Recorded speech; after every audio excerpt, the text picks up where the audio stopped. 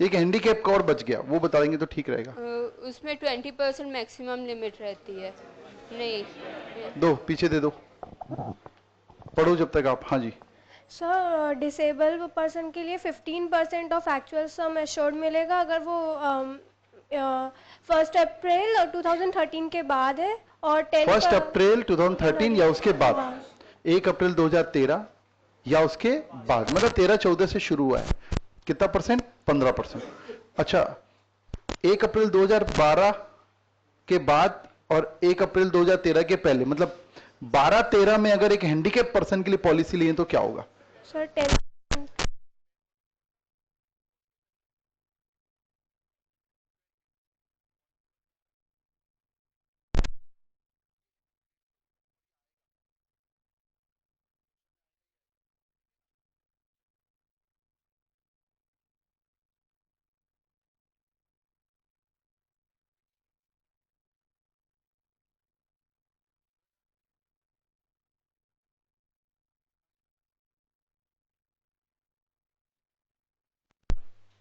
ठीक है ठीक है, पीछे दो माइक,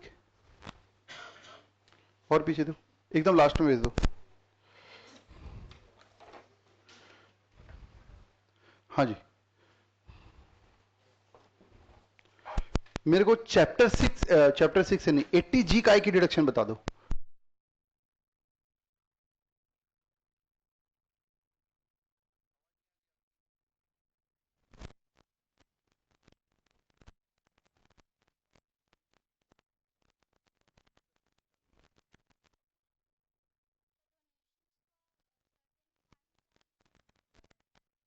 चैरिटेबल इंस्टीट्यूशंस। बिल्कुल ठीक बात है, donation to certain funds and charitable institution, उनको डोनेशन देंगे तो आपको डिडक्शन मिल जाएगी। ठीक है, दीजिए बाजू में दीजिए।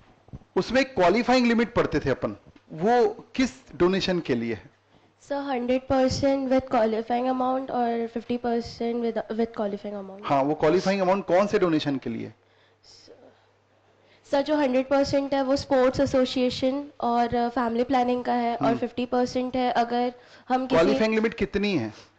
सर कैलकुलेशन करना पड़ता है। बताइए ना तो। Total income is equal to GTI minus special income minus all the deduction except 80G। तो स्पेशल इनकम इसमें पूरी माइनस करना है? नहीं सर, इसमें अगर आप केवल स्पेशल इनकम बोलेंगे तो पूरी माइनस कर रहे हैं। सॉरी सर, 11 111 और 112 111 कोई सेक्शन है ही नहीं। 111A 111A एंड 112 और 112A। ओके, बाजू में दीजिए। ये 111A क्या है madam? 111A short term capital gain. ठीक है, कोई भी short term capital gain 111A में आ जाएगा? नहीं, कोई भी नहीं आएगा। तो बताइए। On acquisition of share. Acquisition में कैपिटल गेन होता ही नहीं है, ट्रांसफर में होता है। मैं कोई एसेट खरीदूंगा तो कैपिटल गेन कहां से होगा? मैं कोई एसेट बेचूंगा तो कमाऊंगा ना भैया, खरीदने। एक्विजिशन मतलब एक्वायर्ड करना, एक्वायर्ड करने में कहां से कैपिटल गेन होगा? On transfer of shares trust fund. ठीक है, बाजू में दीजिए। 111A बता पाएंगे मैडम? सर वही शेयर्स, इक्विटी शेयर्स, बस इक्विटी शेयर कैपिटल गेन है। ट्रांसफर। दे दो, बाजू में दे दो, आवाज ही नहीं निकल रही है, तबियत चेक कराओ। दो, बाजू में दो। हाँ सर, बाजू में दीजिए, बताइए सर। 111A कोई टफ क्वेश्चन पूछ लिया क्या? हाँ जी। Short term capital, share capital, short term share capital, equity share. बोलिए बोलिए।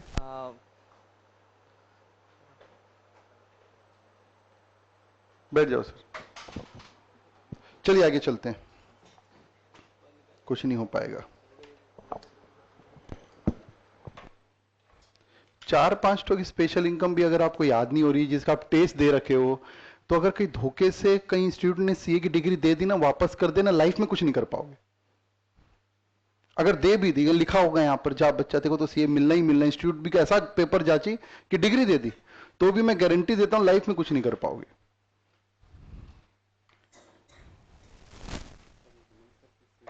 हाँ, बात दी, शीट मिली क्या आप लोगों को? नहीं मिली, हाँ बाद में देना, कोई अर्जेंट नहीं है, क्लास के बाद। ठीक है, इसका वो लीड कहाँ है? इसकी लीड ये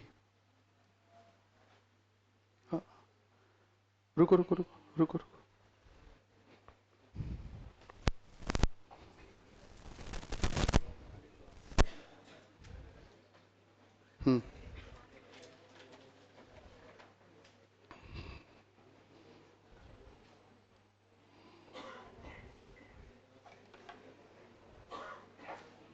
रिवाइज कीजिए जब तक। मैंने जो होमवर्क दिया था ध्यान रखना, अगर आप लोग होमवर्क नहीं कर रहे होगे तो डायरेक्ट फेल होगे। इनकम टैक्स छोड़ेगा नहीं, इनकम टैक्स टफ नहीं है, बहुत इंटरेस्टिंग है। आप इसको अभी छोड़ना शुरू कर दीजिए, ये फिर छोड़ेगा नहीं आपको, और मैं कुछ नहीं कर पाऊंगा। सोचिए ना, फिर से कहां रिवाइज कर पाएंगे अपन, कितना रिवाइज, टाइम इतना थोड़ी दे पाएंगे, मैं रिवीजन करा पाऊंगा मैं आपको। तो ध्यान रखिएगा भाई इस बात का। जो मेरे को कुछ लोगों का एटीट्यूड दिख रहा है ना, जो बोल ही नहीं पा रहे हैं, तो वो क्या करेंगे मेरे को नहीं समझ में आ रहा है।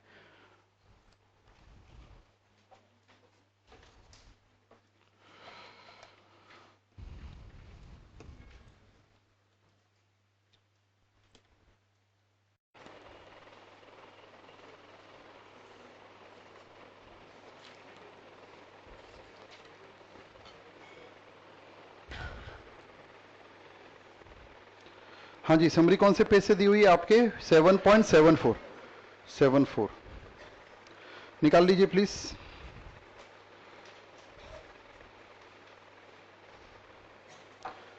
ध्यान से सुन लीजिए, शायद अब याद हो जाए। मेरे को अनप्रोडक्टिव काम में लगा रही है बैच, ध्यान रखना, वेरी अनप्रोडक्टिव काम। Section 80C।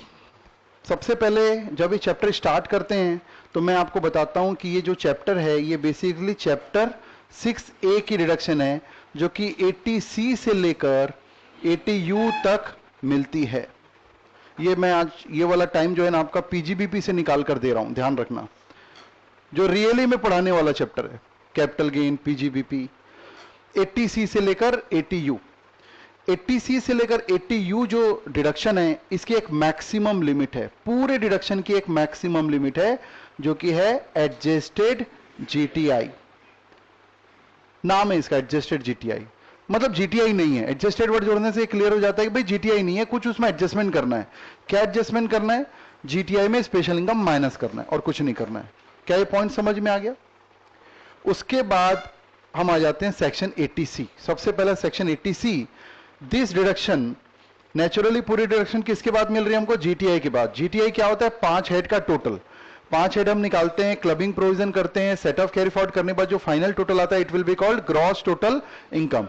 उस ग्रॉस टोटल इनकम के बाद जो डिडक्शन मिलती है, पहला डिडक्शन 80C, सबसे बड़ा डिडक्शन, ये चल भी रहा था, हम कुछ पार्ट में पढ़ रहे हैं क्योंकि एकाएक हमको थोड़ा बोरिंग लगता है, कोई कारण नहीं है, ठीक है। बट धीरे धीरे ऐसा बोर होने वाली हैबिट से भी बाहर निकलने की कोशिश करना चाहिए आपको, ठीक है।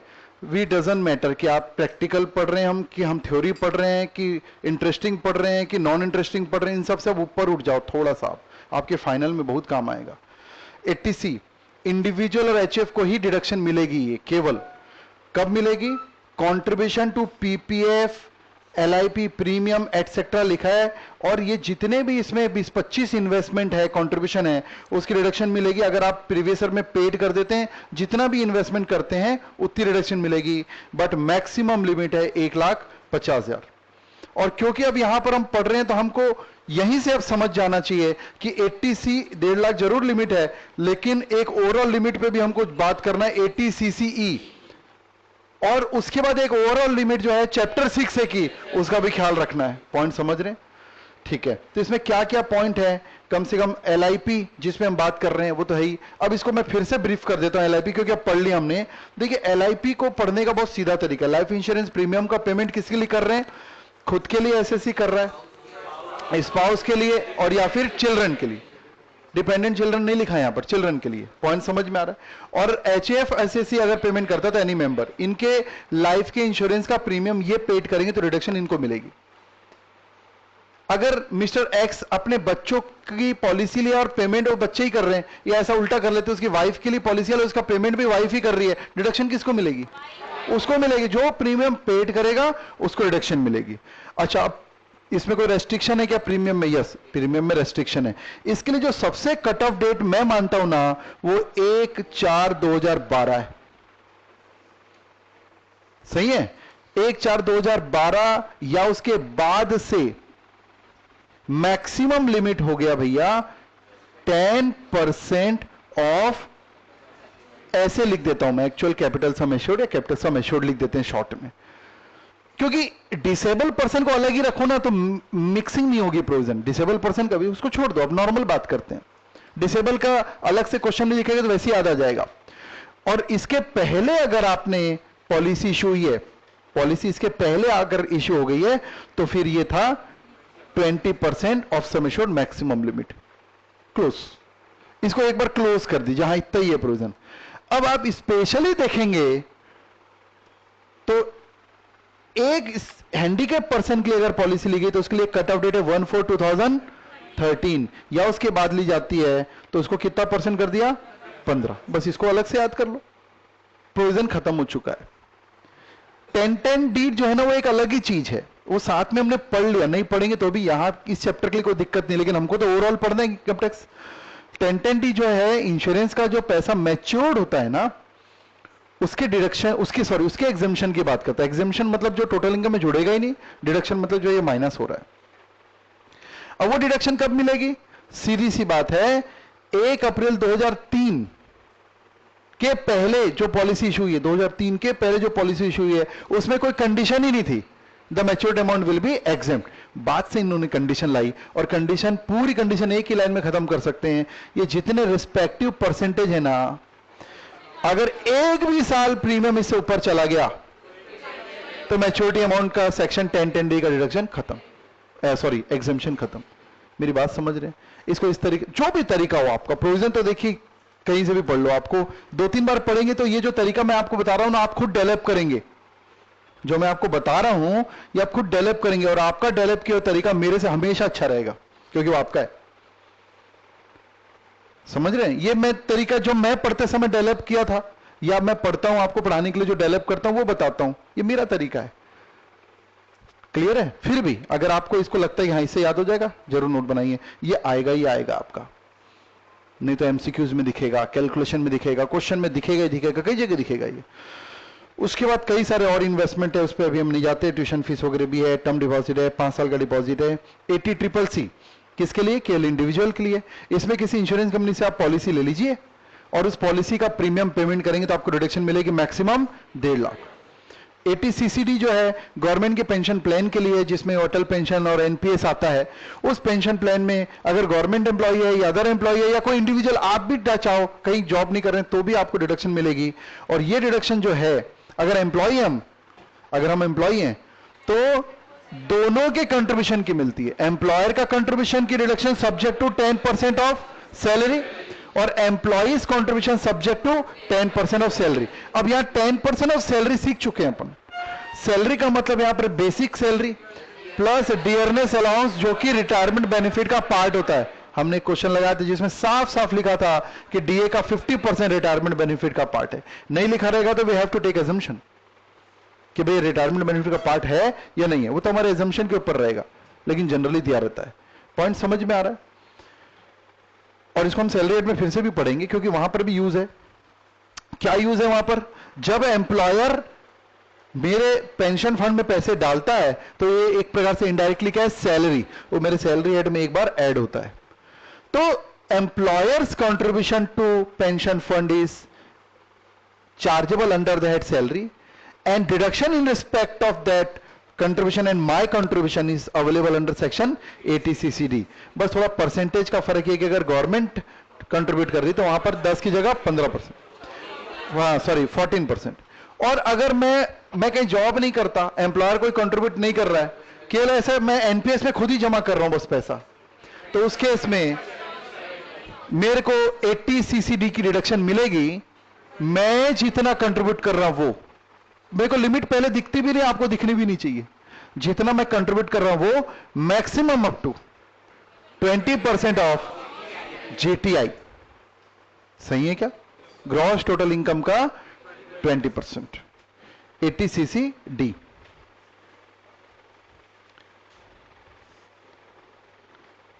और 80 सीसीई पे बात करने की अब जरूरत नहीं है। अच्छा, इसमें देखिए एक्स्ट्रा लिमिट पे भी बात कर लेते हैं। 80 सीसीडी जो है ये बेसिकली 3 है, 1 है, 1B है और 2 है। ये एम्प्लॉइज कॉन्ट्रीब्यूशन, ये एम्प्लॉइज कॉन्ट्रीब्यूशन का एडिशनल अमाउंट अप टू 50,000 और ये एम्प्लॉयर्स कॉन्ट्रीब्यूशन, ठीक है। और जो 80 सीसीई है ना, अगर सेक्शन से याद नहीं हो रहा ना तो लिख लिख के थोड़ा सा एक एक सेक्शन लिखिए, सोचिए क्या है, फिर याद देखिए। जो पहला चार्ट बना हुआ है ना आपका स्टडी में, जो पहला आड़ा चार्ट बना हुआ है ना, द बेस्ट है वो, बहुत बढ़िया है वो, उससे आप याद कर लेंगे ना, हो जाएगा। 1B और 2, इसका ऑडियो बना के भेजूंगा तो याद होगा क्या? हाँ जी, लेकिन मेहनत खुद करनी पड़ेगी। मैं कितनी मेहनत कर रहा हूं आपको फायदा नहीं होगा ना, ध्यान रखना, उसको भी सुनना तो पड़ेगा ना। चलिए 1, 1B और 2, ई हो गया। डी अभी आज काफी बात कर ली हमने। डी में देखिए सोचना कैसे, देखो इंडिविजुअल एचएफ को तो है, इसमें 2 लॉबी बनती है। पहली लॉबी एसएसी, स्पाउस और dependent child, SSC, spouse, dependent child, इनकी मिलाकर 25-50 की लिमिट। अब 25-50 समझ रहे हैं ना, 25-50 की लिमिट, और पेरेंट्स की अलग से 25-50 की लिमिट, उस तक डिडक्शन मिलेगी। किस संबंध में डिडक्शन दे रहे हो? मेडिकल पॉलिसी का प्रीमियम पेमेंट कर रहे हो भैया। और सोच के देखिए, अगर आपकी किसी की इनकम टैक्स फाइल में दिख रहा है कि भैया इसका तो 1.5 लाख की लिमिट 80 सीसीई वाली हो चुकी है, तो यू कैन सजेस्ट 80D कि भाई एक तो दोनों फायदा होगा। बीइंग अ चार्टर्ड अकाउंटेंट आपकी कंसल्टेंसी मायने रखती है, मानता है सोसाइटी आपको।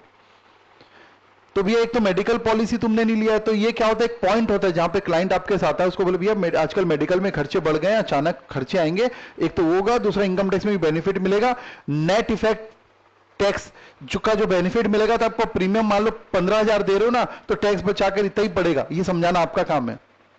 वो थोड़ी ना आपसे पूछेगा सर 80D ले लूं क्या, सोच के देखो, वो आपसे पूछेगा क्या 80D में डिडक्शन ले लूं क्या, उसको समझता है क्या? आपको समझता है। जब मेरे पूछने से आंसर नहीं दे रहे हो तो बिना पूछे आंसर देना है आपको, वहां तक डेवलप होना है, तो अभी पूछने वाला आंसर तो दो। 80D समझ में आ रहा है लॉबी। उसके बाद देखिए इसमें बेसिकली ना 80D में केवल प्रीमियम ही है, लेकिन खास केस में मेडिकल एक्सपेंस और प्रिवेंटिव हेल्थ चेकअप का पैसा लिया जाता है। और इस पूरे सेक्शन में देखिए ना, ज्यादातर जगह नॉन कैश पेमेंट होना चाहिए, लेकिन प्रिवेंटिव हेल्थ चेकअप का पैसा कैश में भी दिया जा सकता है, सही है ना? ओके। अब खास केस क्या है, जहां पर मेडिकल एक्सपेंस को लिया जा रहा है। अगर कोई सीनियर सिटीजन है किसकी कोई पॉलिसी नहीं है, जिसकी कोई पॉलिसी नहीं है, और उसके मेडिकल एक्सपेंस कुछ हो गया है, तो उस केस में यहां पर हम उसको ऐड करेंगे। मान लो मिस्टर एक्स अपने फादर का मेडिकल ट्रीटमेंट कराया, तो यहां हो जाएगा। अब आपको एक कंफ्यूजन होता है सर मेडिकल ट्रीटमेंट तो एक 80DD में है, अगर वहां स्पेसिफाइड डिसीज है तो वहां ले जाओ, वहां एक्स्ट्रा बेनिफिट मिलेगा बल्कि, और अगर जनरल डिसीज तो यहां ले लो, वो तो आप देख लीजिए, लेकिन डबल डिडक्शन कभी नहीं मिलेगा। और प्रिवेंटिव हेल्थ चेकअप का पैसा भी ले लीजिए, लेकिन जितना भी आप ले रहे हो ना, सब ओवरऑल लिमिट ऑफ 25,000 या 50,000 के अंदर है। इवन प्रिवेंटिव हेल्थ चेकअप का एक इंटरनल लिमिट भी है, अगर आपके 25,000 की लिमिट यूज नहीं हुई है तो 20,000 का प्रिवेंटिव हेल्थ चेकअप नहीं करा सकते आप। और ये प्रिवेंटिव हेल्थ चेकअप दोनों लॉबी के लिए अलग अलग नहीं है भैया, पूरा 80D के लिए। पॉइंट समझ में आ रहा है? प्रिवेंटिव हेल्थ चेकअप का 5,000 की लिमिट है ना, वो अलग से दी हुई, देखिए, तो किसके लिए? पूरे के लिए। मतलब जो सही ढंग से हमको कंफ्यूज करता ना 80D है, उसका मजा ही अलग है, होना नहीं है हमको कंफ्यूज। समझ में आ रही बात? कई बार क्या होता है, हमने प्रिवेंटिव हेल्थ चेकअप हमने खर्चा किया, पहली लॉबी में भी किया, दूसरी लॉबी में भी किया, पहली लॉबी में लिमिट नहीं बची तो वहां मत लो ना प्रिवेंटिव हेल्थ चेकअप, नीचे ले लो, और आपके हाथ में, इसमें कुछ नहीं लिखा हुआ, देखिए प्रोविजन तो डायरेक्ट है। 80D समझ में आ रहा है क्या? 80DD कुछ नहीं है। देखिए सी पूरा ग्रुप कंट्रीब्यूशन का है, डी पूरा ग्रुप मेडिकल से रिलेटेड है, आप देखिए ध्यान से। DD में किसी, ये देखिए सबसे इंपॉर्टेंट है रेसिडेंट के लिए है, ये रेसिडेंट इंडिविजुअल, रेसिडेंट एचएफ, किसी भी हैंडीकैप पर्सन को मेंटेन करोगे आप, रिलेवेंट रिलेटिव होना चाहिए, जो इसमें दिया है, मतलब स्पाउस, डिपेंडेंट स्पाउस, पेरेंट्स है, ब्रदर सिस्टर चिल्ड्रन, ये सब आते हैं इसमें। और अगर वो डिसेबल पर्सन है, मेडिकल अथॉरिटी उसमें सर्टिफाई करती है, एटीयू में दिया हुआ है, तो उसको मेंटेन करना या उनके नर्सिंग में खर्च करना या उनके इलाज में खर्च करना या रिहेबिलिटेशन में खर्च करना या उनके नाम पर कोई डिपॉजिट करना, कोई भी खर्च करो आप, डिडक्शन फिक्स है 75,000 और 1,25,00,000। 75,000 या 1,25,000 मिलेगा। अगर प्रॉब्लम सीवियर है, सीवियर डिसेबिलिटी 80% और मोर, इन 1,25,000। ठीक है, बताने से याद आ रहा है क्या? खुद को बताओ ना, समझ रहे बात को? आप मेरे से कम 10 गुना स्पीड से बता दोगे अपने आप को। मैं जिस स्पीड से आपको बता पा रहा हूं ना, आप खुद को इससे 10 गुना ज्यादा स्पीड से बता सकते हो। क्यों? क्योंकि आप वो प्रोविजन तो स्किप कर जाओगे जो आपको याद है, उतना ही पढ़ोगे जितनी आपको नीड है। सेल्फ स्टडी हमेशा फास्ट होती है, ठीक है ना? 80DD समझ में आ रहा है? 80DD भी कुछ नहीं भी मेडिकल ट्रीटमेंट के लिए, और जो लोग ऊपर में थे वही हैं, बस एसएससी खुद भी शामिल हो गए यहां पर। सही है कि नहीं?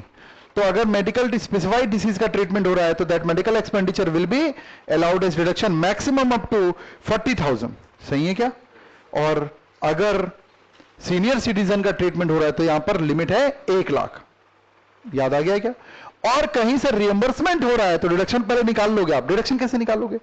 Amount expenditure of medical treatment of specified disease और दैट लिमिट 40 और 1,00,000 विच एवर इज लोअर, वो अमाउंट डिडक्शन। अगर कहीं से रिएंबर्स हो रहा है तो माइनस कर लो, इसलिए नीचे लिखा हुआ है, क्या लिखा है? Amount received from insurance company और रिएंबर्स फ्रॉम एम्प्लॉयर। कोई भी दे रहा है, एम्प्लॉयर दे रहा है चाहे इंश्योरेंस कंपनी दे रही है, तो उसको माइनस करके ही डिडक्शन देंगे। पूरा पैसा अगर मिल गया आपको तो फिर डिडक्शन नहीं मिलेगी, नीड भी नहीं आपको डिडक्शन की। अब देखिए यहां पर ई वाला जो कैटेगरी है ना, थोड़ा सा अजीब है, लेकिन ई वाले कैटेगरी मतलब ई फॉर नहीं होता, लेकिन ई फॉर इंटरेस्ट भी सोच सकते हो आप। आई फॉर होता है but E sound like interest. आप ई देख लीजिए, डबल ई देख लीजिए, ई देख लीजिए, ई बे देख लीजिए, ई बी, हमने शायद हेडिंग तो पढ़ा है ना, all are based for interest. पूरा इंटरेस्ट की रिडक्शन ध्यान से देखिए। ई फॉर एजुकेशन भी सोच सकते हैं, लेकिन उसे एक ही कॉन्सेप्ट क्लियर होगा। आज पढ़ते पढ़ते मॉर्निंग पढ़ रहा था ना मैं, तो मेरे को एक नया ख्याल आया कि ई वाले ग्रुप जो है ना पूरा इंटरेस्ट से रिलेटेड है। तो ई फॉर एजुकेशन में तो केवल एक ही सीखोगे, इलेक्ट्रिक व्हीकल का बेचारे का क्या होगा? मेरी बात समझ रहे हो कि नहीं? तो ई फॉर इंटरेस्ट किसी को बताना मत, नहीं तो हंसेगा। के फॉर कंप्यूटर टाइप का हो जाएगा।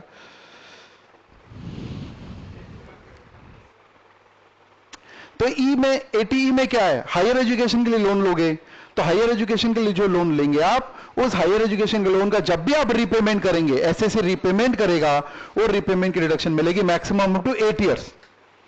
और ये एजुकेशन लोन किसके लिए लेना है? खुद के लिए या स्पाउस के लिए या चिल्ड्रन के लिए या ऐसे किसी भी बच्चे के लिए जिसका एसएससी लीगल गार्जियन है। सही है ना? और हायर एजुकेशन मतलब यहाँ 12th के बाद का सब हायर एजुकेशन ही है। 80EE जो है, अब देख लेते हैं 80EE भी। 80EE मैंने अपन छोड़ दिए थे ना, तो अब एक ग्रुप पूरा कंप्लीट कर लेते हैं यहां पर। किसके लिए? Individual deduction in respect of. Actually 80EE जो है ना, ये थोड़ा आउटडेटेड हो गया प्रोविजन, इसलिए 80EE लाया। मैं इसको कंपेयर करके बताऊंगा आपको। 80EE जो है, deduction for interest on loan borrowed from deduction of interest. देखिए ये भी इंटरेस्ट के लिए, EEE, EEA, EEB all are for interest, अलग अलग एरिया के इंटरेस्ट के लिए। ई किसके इंटरेस्ट के लिए? Higher education loan. डबल किसके इंटरेस्ट के लिए? Loan taken from any financial institution, bank et cetera et cetera for acquisition of residential house property. ध्यान रखना, house property head residential house property के लिए ही केवल नहीं है, हाउस प्रॉपर्टी है बिल्डिंग के लिए है। वहां गोडाउन भी आ जाता है, लेकिन यहां पर रेसिडेंशियल हाउस प्रॉपर्टी लिखा है। तो आप इंटरेस्ट का पेमेंट कर रहे हो, सीधी बात है 2 लाख 2 लाख तो नहीं बोलना चाहिए मेरे को। जो इंटरेस्ट का डिडक्शन का हमारे पास सेक्शन है ना 24 HP8 में माइनस करते हो ना, तो वहां माइनस करो, डिडक्शन वहां मिले तो यहां डिडक्शन नहीं मिलेगी। ये बात क्लियर करो पहले आप। वहां नहीं मिलेगी तो यहां आएगा। कंडीशन क्या है? Deduction of up to 50,000। और यहां पर भी एक लिमिट लगा दिया, जो HP हेड में नहीं मिल पाएगी वो यहां मिलेगी पहला। जो एक्स्ट्रा वाला यहां लेके भी आओगे उसकी भी लिमिट है 50,000। लेकिन ये आउटडेटेड प्रोविजन है, क्यों मैं आपको समझा रहा हूं। Would be allowed in respect of interest on loan taken from financial institution, ठीक है, कंडीशन है the loan should be sanction be during 16-17। एकदम फिक्स क्लॉज आया था ये, 16-17 के दौरान ही जो लोन सैंक्शन हो उन्हीं के लिए बनाया गया बस।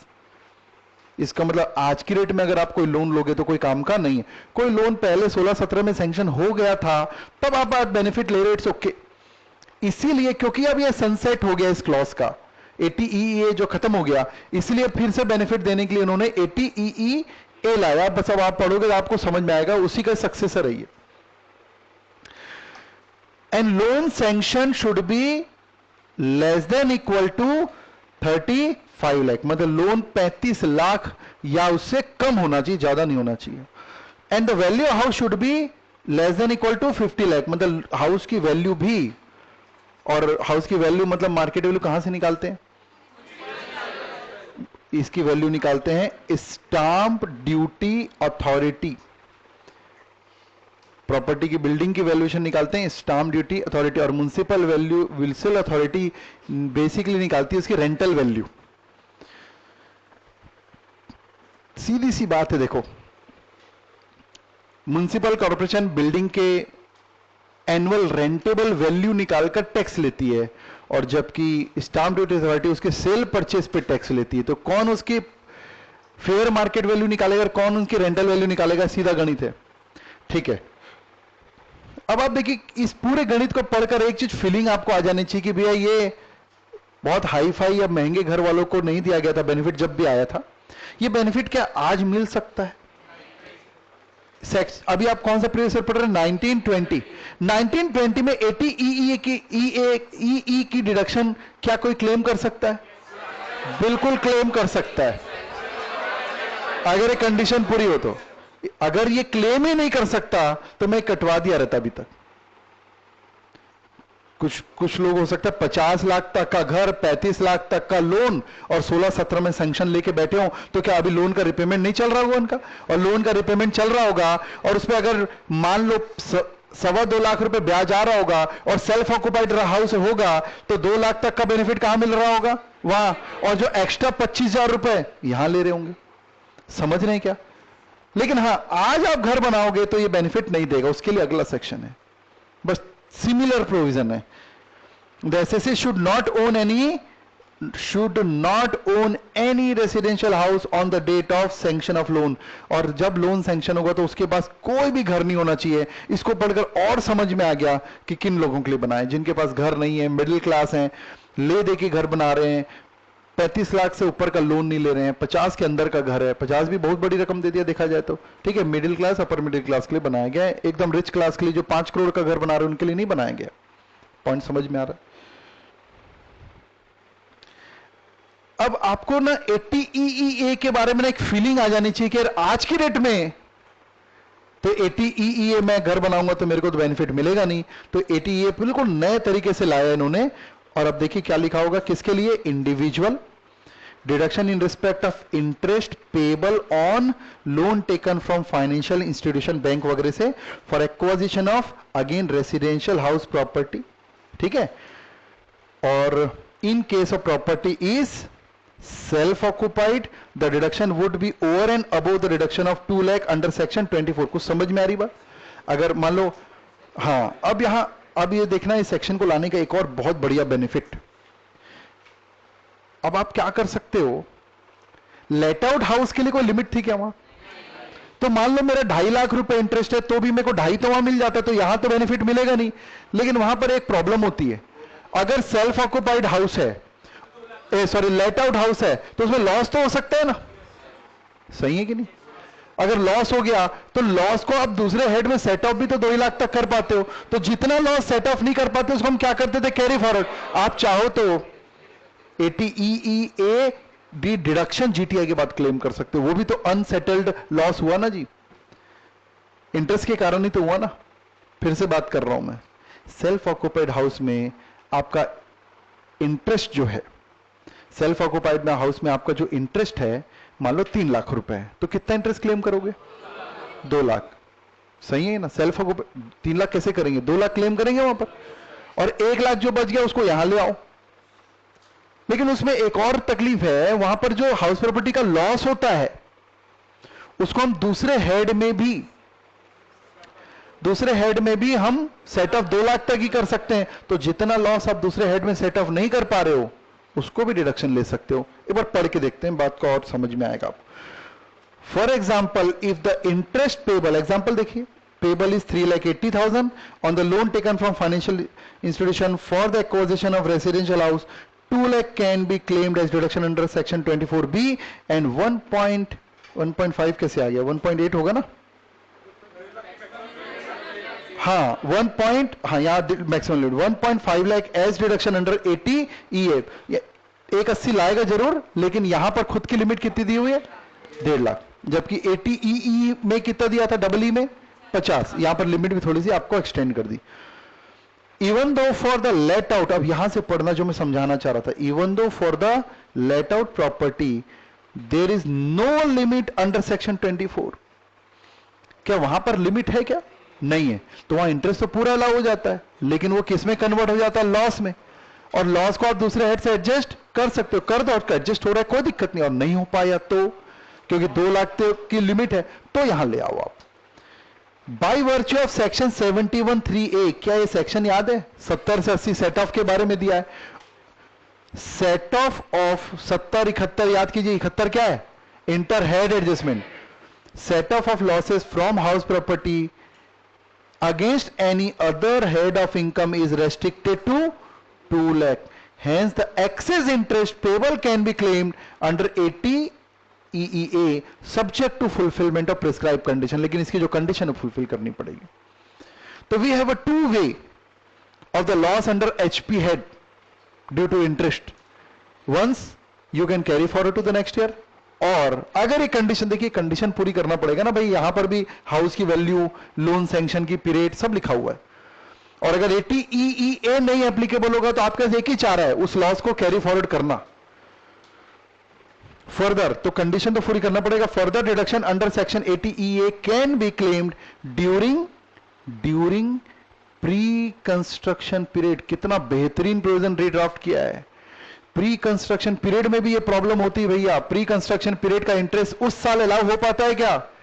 इसीलिए हम क्या करते हैं, जब पहली बार हाउस ओनर यानी हाउस कंप्लीट होता है उस साल से 1/5 देना शुरू करते हैं। अब आप सोच के देखिए 19-20 में आपने घर बनाना शुरू किया और बन रहा है, बना नहीं है, तो 1920 के दौरान आपने इंटरेस्ट तो पे किया है, उसकी डिडक्शन मिलेगी क्या एचपी हेड में, नहीं मिलेगी, जब बनेगा तब से मिलेगी।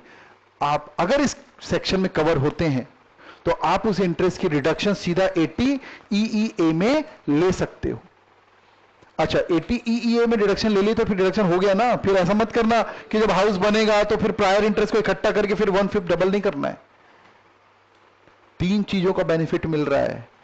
जो एचपी हेड में आपका सेल्फ ऑक्यूपाइड में 2 लाख का रेस्ट्रिक्शन है, जो हाउस प्रॉपर्टी हेड में आपका सेट ऑफ का दूसरे हेड में 2 लाख का रेस्ट्रिक्शन है, जो हाउस प्रॉपर्टी हेड में जब तक आपका हाउस कंप्लीट नहीं हो जाता तो इंटरेस्ट की रिडक्शन नहीं मिल पाती, उन तीनों की रेमेडी लेके आया है सेक्शन 80 EEA। एचपी हेड से कनेक्ट कीजिएगा, बेहतरीन क्वेश्चन बनाया जा सकता है इससे। सेक्शन 24 इज नॉट परमिसेबल, क्योंकि when deduction under section 24 is not permissible, such interest on which deduction under section 80 EEA has been claimed cannot be included in pre-construction interest for deduction under section 24 later on installment। क्या ये समझ में आया कि नहीं, फिर से इसको इंक्लूड मत कर देना। तो क्या 80 EEA मिलना तय है, जरूरी है, नहीं, कंडीशन देखना पड़ेगा ना जी। तो अब देखते हैं कंडीशन क्या है हमारी। Condition, the loan should be sanction, मिला राइट साइड में condition, the loan should be sanction by financial year during, the loan should be sanction bye a financial institution during 1920। The stamp duty value of the house, sorry यही है ना, हाँ, the stamp duty value of the house should be less than equal to 45 lakh and the individual should not own any residential house, not own any residential house on the date of sanction of loan, the individual should not be eligible to claim deduction under section 80EE. अगर आप 80EE claim कर रहे हो तो ये section आपके लिए नहीं है।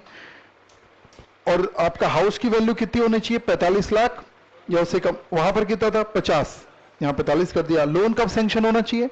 1920 के दौरान। तो क्या आज के डेट में हम ये सैंक्शन करवा सकते हैं? तो सोच के देखिए, 1920 में अगर कोई घर बन रहा है और उसका इंटरेस्ट का आपने पेमेंट कर दिया, आपने एक, आपके कोई घर नहीं और आप you have started a house after taking a loan in 1920, ऐसा कोई क्वेश्चन आ गया तो बताइए एचपी हेड में चार्जेबल होंगे क्या? आप बन रहा है भी चार्जेबल नहीं होंगे, लेकिन इंटरेस्ट का पेबल तो आ जाएगा 1920 का। दैट इंटरेस्ट, अगर ये कंडीशन पूरी हो रही है, 45 लाख तक का घर है, तो आप सीधा 80EE में डिडक्शन ले सकते हैं 1.5 लाख तक। और अगर वो 45 लाख से ऊपर का है या whatever the condition is not fulfilling, then एक घर आपके और रहते हैं, wait for completion of the house. ये इंटरेस्ट इकट्ठा होता जाएगा और इकट्ठा होने के बाद 1/5 निकालेंगे, डिडक्शन वहां मिलेगी, आपकी डिडक्शन पोस्टपोन होगी। अब 2 ऑप्शन है मेरे पास, नहीं क्लेम करूंगा तो ठीक है बाद में ले लूंगा। कौन सा ऑप्शन अच्छा है? अभी का ऑप्शन अच्छा है, सही। टाइम वैल्यू ऑफ मनी भी तो है ना। Any doubt in 80EE?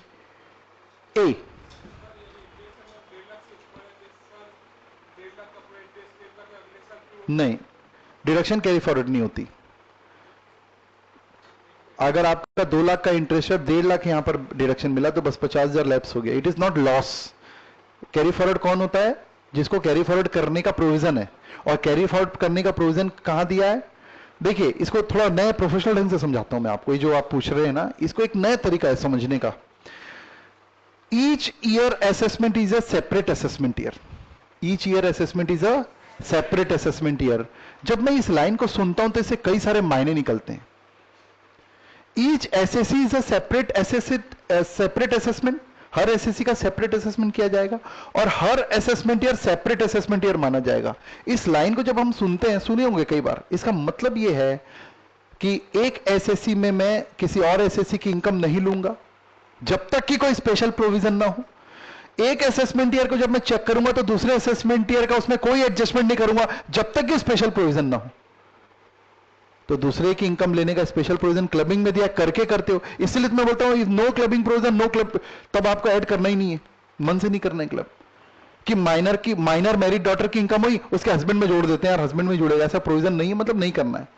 उसी तरीके से इस साल अगर लॉस हुआ है ना, तो अगले साल ले जाना नहीं चाहिए कायदे से। इस साल के लॉस को यहीं एडजस्ट करना चाहिए, नहीं हो तो लैप्स कर देना चाहिए।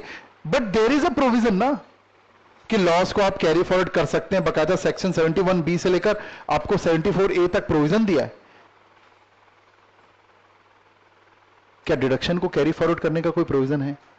तो इनका क्वेश्चन का आंसर वो उस प्रोफेशनल तरीके से निकालो, आप रटो मत कि नहीं डिडक्शन को कैरी फॉरवर्ड करने का कोई प्रोविजन नहीं है। तो इनका क्वेश्चन ये था कि सर अगर 2 लाख का इंटरेस्ट और 1.5 लाख का बेनिफिट ले लिए तो 50,000 का इंटरेस्ट का बेनिफिट अगले साल मिल जाएगा क्या? तो आपका आंसर होना चाहिए each assessment year is a separate assessment year, each SSC is a separate SSC unless otherwise given. क्या बोला मैंने? Unless otherwise given specifically, no specific provision is there. तो ये बात अगर आपको समझ में आ रही तो आपको सोचने का ढंग बदल जाएगा टैक्स के बारे में। आप बियॉन्ड द टैक्स, ये शुरू तो होना चाहिए ना, तब तो हम बोलेंगे ठीक है भैया इनकम टैक्स वालों आप भी पढ़े हो हम भी पढ़े, लेकिन मैं सोच कुछ और रहा हूं और मैं कोर्ट में प्रूफ कर दूंगा आपको। ठीक है, 80EEB। तो 80 ये इस एंगल से भी समझ सकते हैं आप, फिर से मैं बता देता हूं। 80E भी इंटरेस्ट के लिए, 80EE भी इंटरेस्ट के लिए, 80EE भी इंटरेस्ट के लिए और 80EEB भी इंटरेस्ट के लिए। ये कुछ नहीं है, अगर आपको इलेक्ट्रिक व्हीकल लेंगे ना, इलेक्ट्रिक स्कूटर वगैरह आती है ना, ठीक है, आप लोग कोई चलाते हो नहीं चलाते? कोई नहीं चलाता, किसी के घर में नहीं है। अच्छा, बिकती जी नहीं है क्या आजकल? तो उसमें ना पेट्रोल नहीं लगता और गवर्नमेंट उसको प्रमोट करना चाहती है। क्यों प्रमोट करना चाहती है? क्योंकि वो प्रमोट अपने आप नहीं हो रही। अभी क्वेश्चन पूछा था आपको समझ में आ गया होगा। अगर आप लोगों में से 70% लोग हाथ उठाए होते तो ये सेक्शन हट गया होता अभी तक। मैं क्या बोल रहा हूं समझ रहे?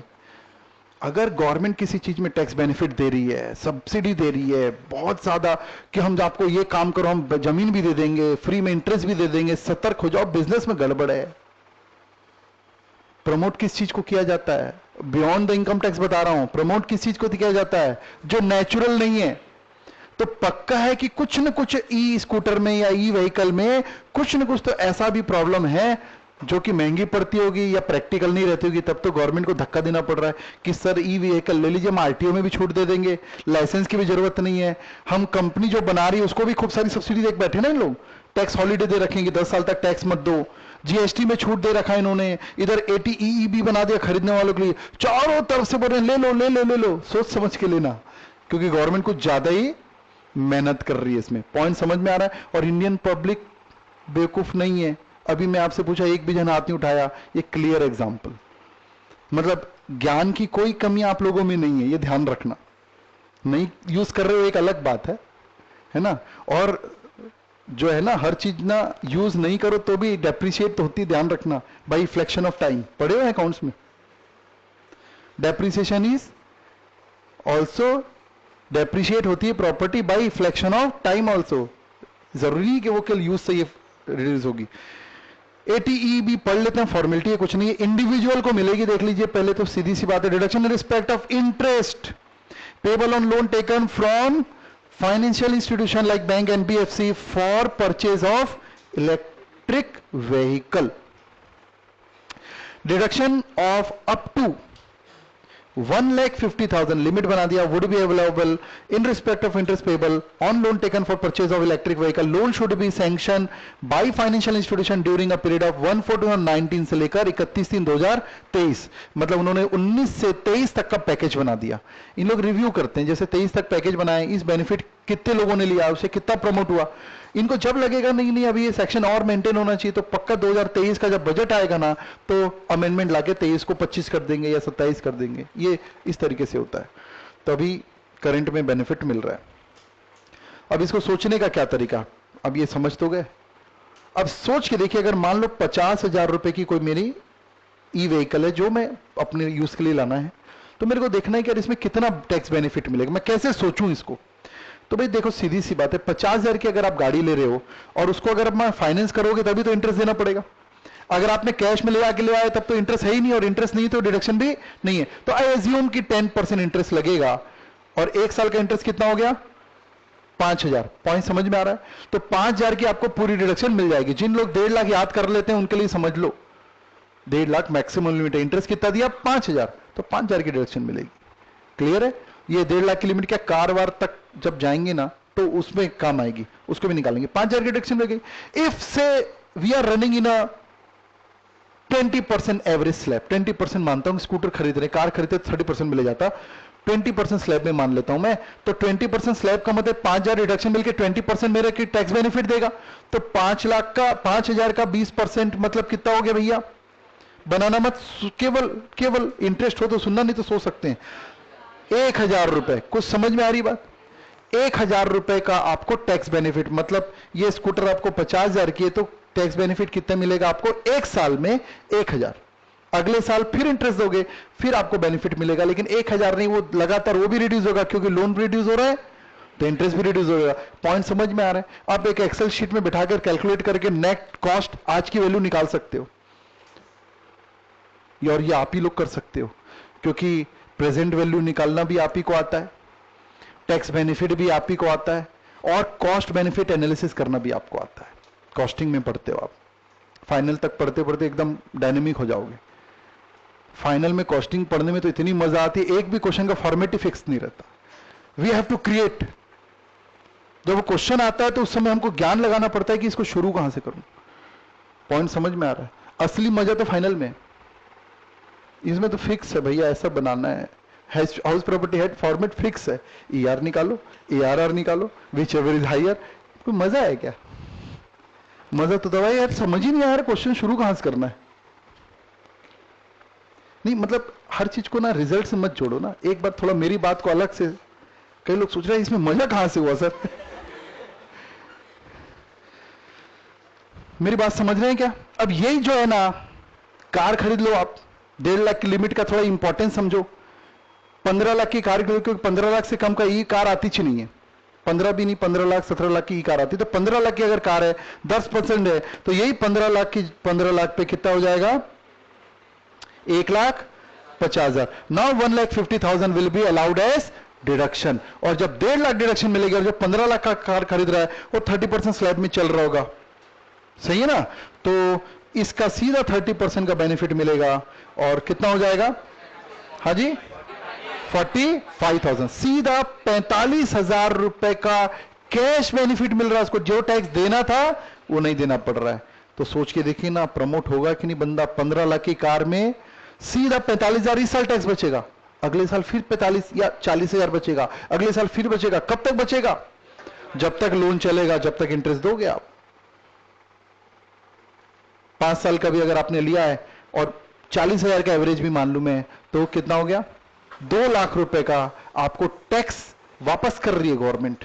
तो 15 लाख की कार नेट जमा, अगर मैं प्रेजेंट वैल्यू निकाल लूं, 2 लाख मांगता हूं, तो कितना आ गया, 13 लाख रुपए की कार पड़ी मेरे को। पॉइंट समझ में आ रहा है। और बाकी जो एनालिसिस करना है करते रहिए कि पेट्रोल कितना लगता है और इस इलेक्ट्रिसिटी कितनी लगी, उसको टेक्निकल असेसमेंट कर लो। समझ रहे हैं क्या बात को? ये मैं आपको चैप्टर पढ़ाने के लिए नहीं बता रहा हूं, इसका इंपॉर्टेंस बता रहा हूं। नहीं समझ में आ रहा, चलेगा, इतना याद कर लेना। 80 EEA कल भी जब मैं पूछूंगा तो आपको बताना सर इंडिविजुअल को मिलेगा और ये बेनिफिट मिलेगा अगर ई व्हीकल आपने लिया है, उसको लोन पे लिया है बैंक वगैरह से, तो जब आप इंटरेस्ट का पेमेंट करें तो उस इंटरेस्ट की रिडक्शन इसमें मिलती है और उसकी अधिकतम लिमिट है 1,50,000। ये आपको पता होना चाहिए। तो क्या आपको जो नए सेक्शन मैंने बताए ये समझ में आ रहे हैं?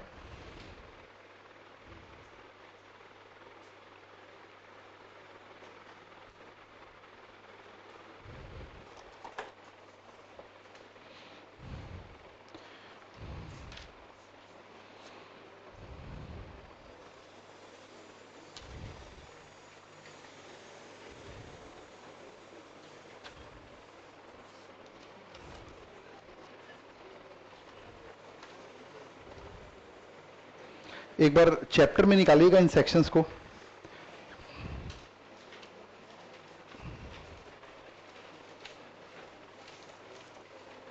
उसमें अच्छा एक डायग्राम बना के समझाया है, यू कैन रिफर इट। 7.38 निकालिए।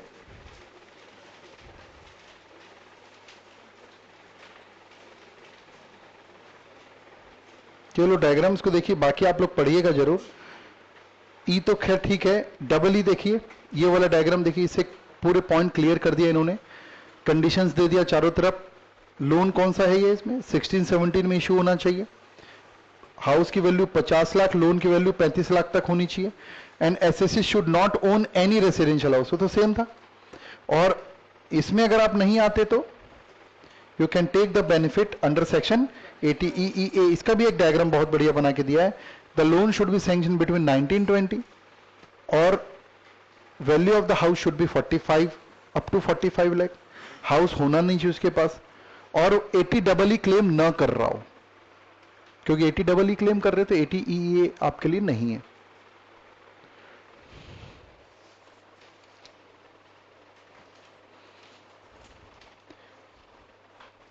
मैंने इलिस्ट्रेशन 6 बोला था शायद आपको, एक बार निकालिए, इसको डिस्कस करेंगे, आगे चलते हैं फिर। Page number 31।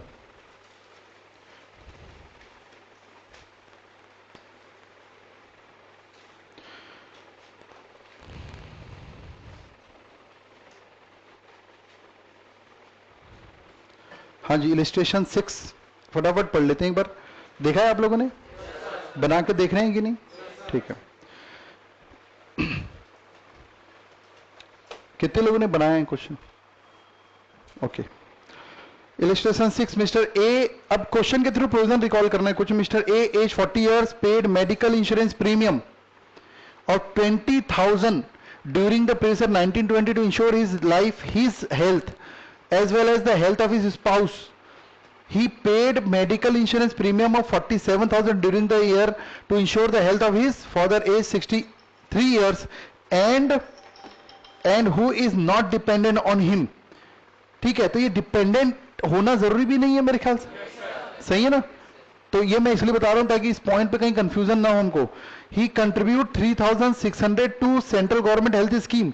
ये सेंट्रल गवर्नमेंट हेल्थ स्कीम भी इसमें आती है एटीडी में? यस, जिसमें शॉर्ट में CGHS लिखा रहा था, ध्यान है कि नहीं? CGHS ऐसा लिखा था, तो वो भी कवर है। He has incurred 3000 in cash on preventive health checkup. अभी बात हुई है preventive health checkup, preventive health checkup में कैश पेमेंट भी चलेगा, ठीक है ना? बाकी में नहीं चलेगा। मतलब of himself and his spouse of 4000 by cheque, himself and his spouse and 4000 by cheque on the preventive health checkup of his father. Cheque से दी अच्छी बात है। टोटल आप देखिए इस क्वेश्चन में कितना कितना पेमेंट हुआ है। टोटल पेमेंट हुआ है इनका 20,000 रुपए। पहले 2 लॉबी बनाना है ना, आंसर तो बना हुआ है, छोड़िए उसको, जो उन्होंने नहीं बनाया सुन लीजिए एक बार। 20,000 पहली 2 लॉबी है, पता है कि नहीं? पहली लॉबी में 20 आएगा, दूसरी लॉबी में 47,000, और उसके बाद 3,600 किसके लिए दिया है? कुछ नहीं लिखा है। He contribute 3,600 to health scheme during the year. कुछ नहीं लिखा है, मतलब खुद के लिए दिया होगा। कुछ नहीं है तो ऐसे खुद के लिए दिया है। ये पॉइंट समझ में आ रहा है? If nothing special is given then investment in his own name. तो ये बात समझना चाहे तो नोट लिख सकते हैं 3,600। उसके बाद आगे बढ़ते हैं तो हमको दिखता है कि 3,000 रुपए प्रिवेंटिव हेल्थ चेकअप के भी दिया। 3,000 यहां लिख देते, मैं स्टार मार्क कर देता हूं उसको। क्यों कर रहा हूं? क्योंकि इसकी खुद की भी एक लिमिट है। लॉबी तो बना लेते हैं एक बार। और उसके बाद 4,000 रुपए इसके लिए भी दिया है। आपको यह तो समझ में आ गया होगा कि दोनों स्टार की मैक्सिमम लिमिट कितनी है? 5। तो जितना मैं यूज करूंगा 5,000 से वो कम हो जाएगा। से ये देखिए 20,000, 3,600, ये सब मिलाकर कितना हो सकता है? 25। प्रेजेंटेशन तो बना हुआ है, इसको छोड़ दीजिए, मैं जो बोल रहा हूं उसको सुनना। तो भैया देखिए 25 मिल सकता है। तो आपके पास बैलेंस बचा ही कितना? यहां पर आपके पास, यहां पर आपने 3,000 दिया था तो बैलेंस बचा 20,000 और 3,600 मतलब 23,600। तो बच गया 1,000। तो फाइनली यहां 1,400 ही तो ले पाओगे ना आप, उससे ज्यादा तो ले नहीं पाओगे। तो 5,000 के रेस्ट्रिक्शन में 1,400 यूज कर लिया आपने। बचा कितना? बचा कितना? 3,600। वहां पर 3,600 से ऊपर वैसे भी नहीं ले जा सकते आप। और क्योंकि फादर का आपने सीनियर सिटीजन है तो 47,000 की जगह कितना मिलेगा? यहां पर 47 की जगह मिलेगा 50। तो बचा 3,000 और 3,600 लिमिट बची थी। तो 3,600 में कितना ले पाओगे? 3। तो 3,000 वहां मिलेगा। तो 50 उधर हो गया, 25 इधर हो गया। टोटल मिलाकर कितना हो गया? 75,000। एक्चुअली ओरली ही है, एग्जाम में बनाने के लिए एक आध बार आपको खुद से बनाना पड़े। पहले अंडरस्टैंडिंग डेवलप कर लो। First important is not presentation, first important is your understanding. मेरी बात समझ रहे हैं क्या? एक बार जिन्होंने नहीं बना लिया बना लिया, एक बार 1 मिनट रुकाऊं मैं, आप चेक कीजिए, कोई डाउट है तो बताइए इस क्वेश्चन में। Important question.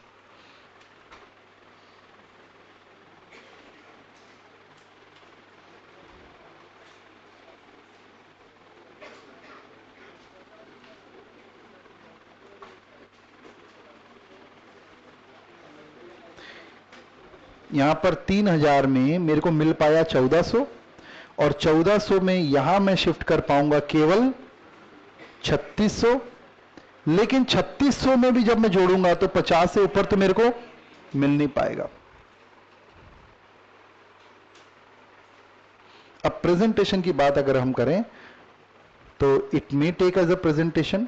देखिए एक्चुअल पेमेंट का एक कॉलम बना दिया, मैक्सिमम लिमिट का कॉलम बना दिया। बट अगर एग्जाम में आपको कोई दूसरा पैटर्न समझ में आता तो इनकम टैक्स में फॉर्मेट का कोई बहुत बड़ा रोल नहीं है, ध्यान रखना।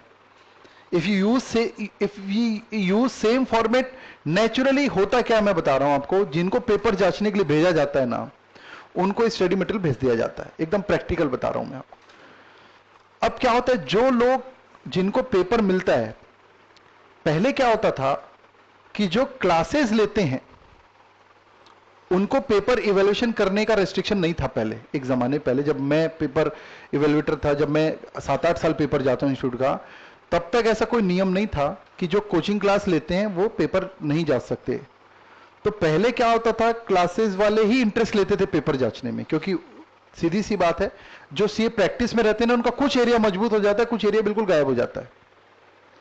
तो उसमें क्या होता है, जब हम पेपर जाते थे तो उनको हर चीज दिखती थी, किसी स्टूडेंट की कोई मिस्टेक हुई ना तो मिस्टेक का रीजन भी दिखता था, अच्छा ठीक है इसे का कॉन्सेप्ट ठीक है, यहां पर सिली मिस्टेक कैलकुलेशन मिस्टेक किया, तो वेटेज मिल जाता था। अब वो रेस्ट्रिक्शन आ जाने के कारण क्या हुआ है कि पूरा का पूरा लॉबी कहां जा रही है, सीए इन प्रैक्टिस के पास जा रही है। और सीए इन प्रैक्टिस का पीजीबीपी और कैपिटल गेन मजबूत रहता है, समझ रहे हैं। उनका सैलरी हेड और कई हेड में इतना पकड़ नहीं रहती क्योंकि वो यूज ज्यादा नहीं होता। अब उनके पास स्टडी मटेरियल आती है और 250 से 300 पेपर आते हैं। अब इतने पेपर आने के कारण होता है क्या है कि बहुत मेटिकुलस जॉब है ये, इसको काम करना मतलब बहुत मेहनत का काम है। तो अब स्टडी मटेरियल से देखते हैं, जहां उनको लगता है तो डिबेट हो रहा है तो थोड़ा सा फर्क पड़ता है, ऐसा नहीं है कि बिल्कुल ऐसा स्ट्रिक्ट बोल रहा हूं, लेकिन फर्क पड़ता है।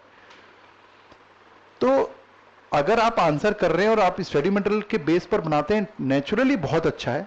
लेकिन अगर आपको नए पैटर्न भी दिखते हैं और आप अपना इनिशिएट करके कोई पैटर्न करते हैं तो एकदम गलत नहीं मानूंगा मैं, उसका एकदम ज्यादा लोड नहीं लेना है सर पे। कई बार होता है ना कि नहीं मेरे को यही पैटर्न फॉलो करना, मेरे को दूसरा सूट कर रहा है, आपको लगता है मेरे से पूछ लीजिए कभी।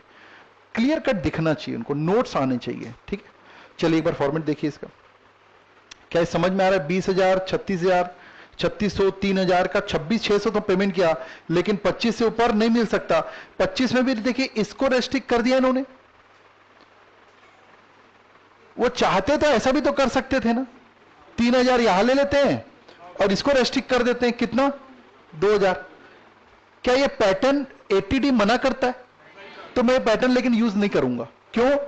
क्योंकि जो प्रिवेंटिव हेल्थ चेकअप की जो लिमिट है उसको कम से कम यूज करूंगा ना मैं। ये समझ में आया कि नहीं? यहां पर भी तो 25,000 हो रहा है टोटल, देखो आप 20,000, 2,000 यहां ले लेता हूं और 3,000 यहां ले लेता हूं। इससे नुकसान क्या हो रहा है? मेरी जो प्रिवेंटिव हेल्थ चेकअप की 5,000 की लिमिट है उसमें से 3 यूज हो जा रही है। मैं ऐसा क्यों करूंगा भाई? मेरी बात समझ रहे हैं कि? इसलिए कभी भी लिमिट यूज कहां किया जाता है? ये प्रिवेंटिव हेल्थ चेकअप में किया जाता है। प्रिवेंटिव हेल्थ चेकअप में कम से कम उसको रेस्ट्रिक्ट करना है, कम यूज करना है। तो अभी 1,400 रुपए यहां यूज हो पाया। तो आप देखिए यहां पर मैं इंटरनल में आप बना भी लेना, टोटल मिलाकर कितना दिया आपने? 4,000 दिया। उसको भूल जाओ तो लिखा हुआ है। टोटल लिमिट कितनी है यहां लिखने लेना ना, लिमिट कितनी है? 5,000। और उसमें यूज कितनी कर लिया हमने? लेस आपने यूज कितनी कर लिया? देखो जरा, लेस यूज 1,400। मेरे पास लिमिट ही कितनी बच गई? 3,600। अवेलेबल लिमिट ये लिख लीजिए, अवेलेबल लिमिट। ये बात समझ में आनी चाहिए आपको। मेरे पास 3,600 की ही लिमिट बच गई अब, और दिया कितना है आपने? 4,000। समझ में आ रही बात?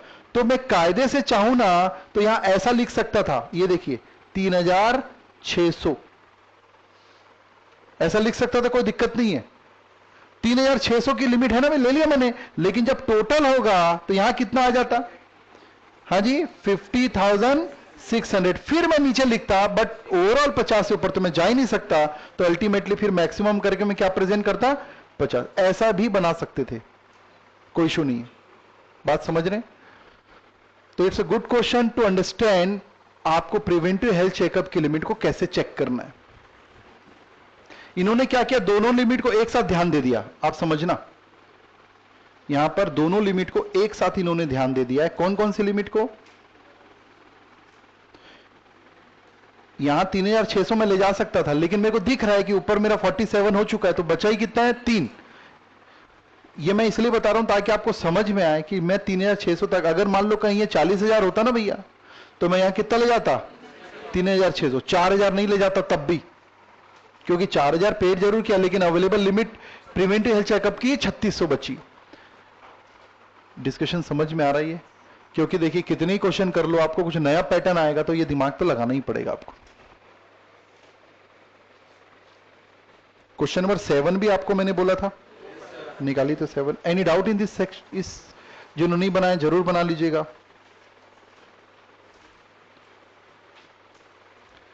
7 भी आपको मैंने बोला था, फटाफट एक बार देखते हैं क्या है। Mister Y age 40 years, paid medical insurance premium 40 years, paid medical insurance premium. जैसे मेडिकल इंश्योरेंस पेमेंट पड़े तो माइंड पे क्या गया?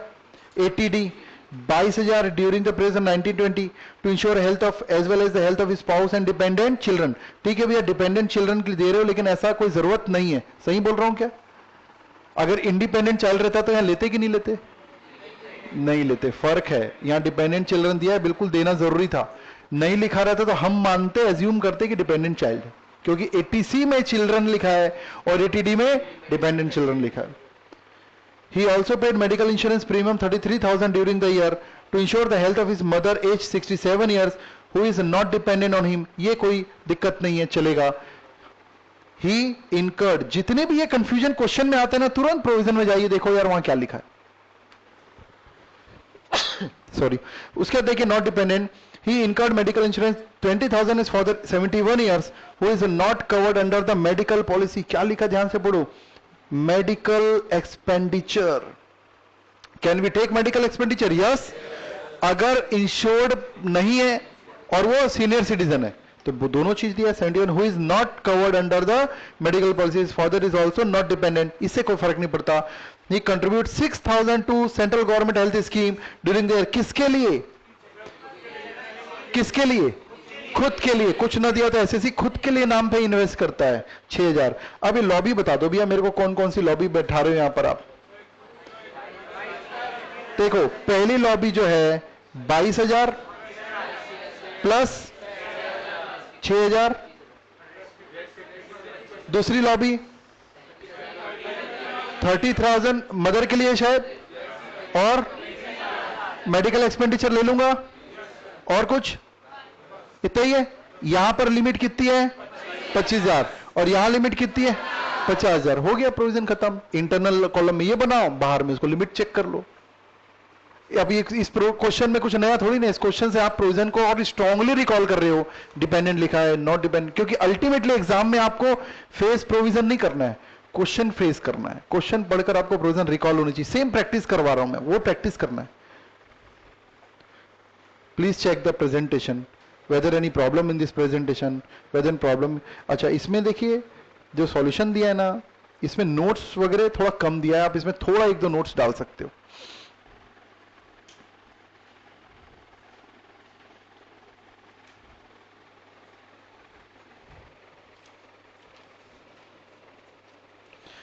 आज एक्स्ट्रा के नाम पर केवल मैंने पुराने ही रिकॉल किए, केवल एक्स्ट्रा अगर मैंने कराया ना तो 80E भी हो चुका था अपना, 80 डबल ए और 80EB, जो और कुछ नहीं है, इंटरेस्ट की रिडक्शन है। डबल ई में 16-17 में लोन सैंक्शन हुआ है तो एक्स्ट्रा इंटरेस्ट की रिडक्शन मिलती है, डबल ई 50,000 तक, और डबल ई ए में 19-20 में अगर लोन सैंक्शन हुआ हाउसिंग लोन तो कंडीशन पूरी होगी तो नेचुरली इंटरेस्ट की रिडक्शन मिलेगी, एक्स्ट्रा वाली जो वहां नहीं मिल पाई। लेकिन उसमें खास चीज ये देखी कि इवन अंडर कंस्ट्रक्शन हाउस की भी हम बेनिफिट ले सकते हैं। ये बहुत बढ़िया चीज है।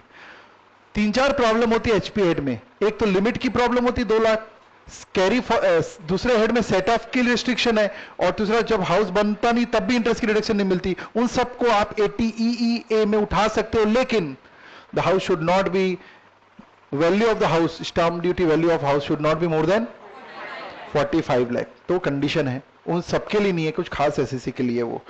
और एक हमने पढ़ा 80EEB, वो भी 1.5 लाख तक के इंटरेस्ट की रिडक्शन है, बट अगर आपने कौन सी व्हीकल ली है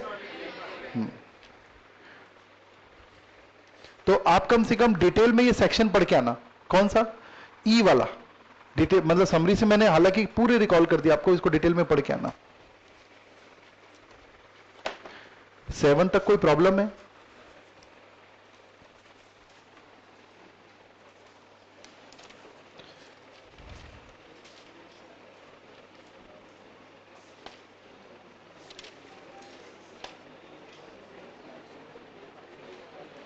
एक आध क्वेश्चन को इंडिपेंडेंटली फिर से बनाकर देखना, 5 मिनट लगेगा, लेकिन आपको पता लगेगा प्रॉब्लम कहां है रही। मतलब टेस्ट के पहले ही तैयारी कर सकते हो आप ये चीज की। हाँ जी,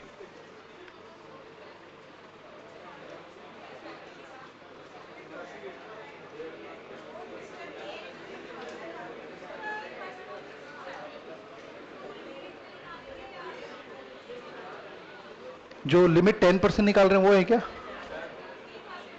15%?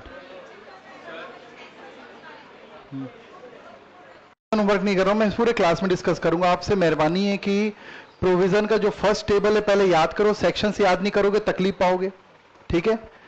और इसको सेक्शन से याद करना ही पड़ेगा, सीधे क्वेश्चन आ जाता है तो ये सेक्शन की डिडक्शन दो, ऐसा भी आ जाता है।